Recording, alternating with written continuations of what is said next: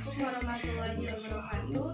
Saya Latifah Khairunisa dari kelompok 8 ingin mempresentasikan mengenai tata cara pembuatan anggaran dasar maupun anggaran rumah tangga dalam suatu organisasi.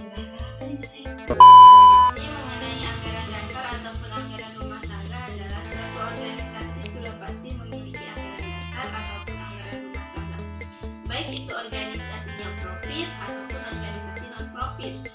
Pengertian dari anggaran dasar itu sendiri adalah anggaran dasar merupakan landasan umum arah organisasi yang menggambarkan struktur dan mekanisme kerja suatu organisasi.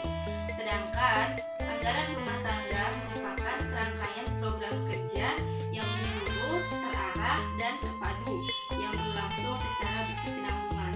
Artinya anggaran rumah tangga ini adalah berbentuk keuangan, kegiatan-kegiatan organisasi. Nah, yang kedua adalah fungsi anggaran dasar ataupun anggaran rumah tangga. Fungsinya saya di sini mengambil 3 poin. Yang pertama adalah anggaran dasar dan anggaran rumah tangga dalam sebuah organisasi berfungsi untuk menggambarkan mekanisme suatu kerjaan organisasi, yaitu seperti tata cara kerja, bagaimana kegiatan itu berlangsung. Dan yang kedua adalah anggaran dasar berfungsi juga sebagai dasar pengambilan sumber peraturan atau hukum dalam konteks tertentu dalam organisasi.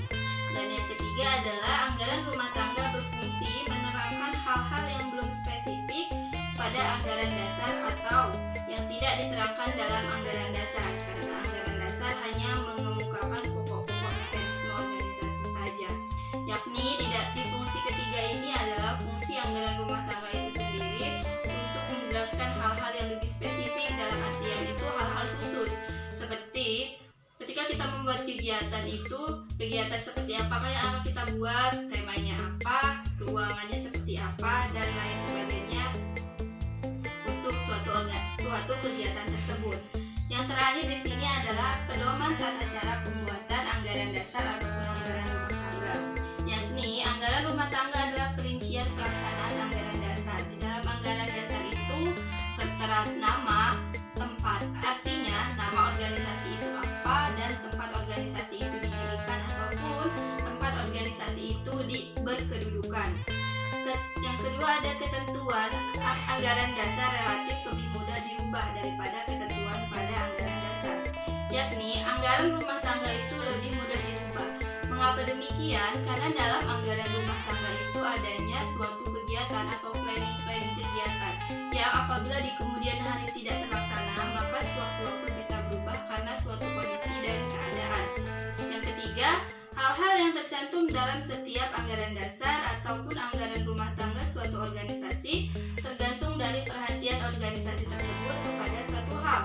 Ada yang suatu hal yang dalam suatu organisasi dimasukkan dalam anggaran dasar atau anggaran rumah tangga karena dianggap tidak penting, tetapi di organisasi lain bisa jadi hal tersebut tidak termasuk dalam anggaran dasar organisasi karena dianggap penting.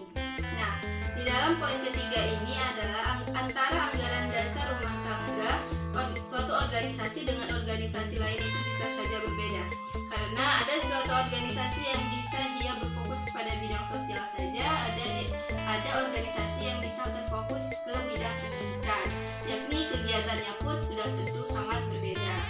Dalam pembuatan contoh anggaran dasar adalah adanya mukadimah, bab 1, bab 2, bab 3, yakni ada nama tempat, yaitu nama organisasi, tempat organisasi itu didirikan. Baiklah, kesimpulan dari presentasi saya ini bahwasannya anggaran dasar dalam rumah tangga ataupun anggaran rumah tangga adalah suatu hal yang sudah umum dan sudah sangat spesifik dan sudah sangat mutlak di dalam suatu organisasi. Mungkin ini saja yang bisa saya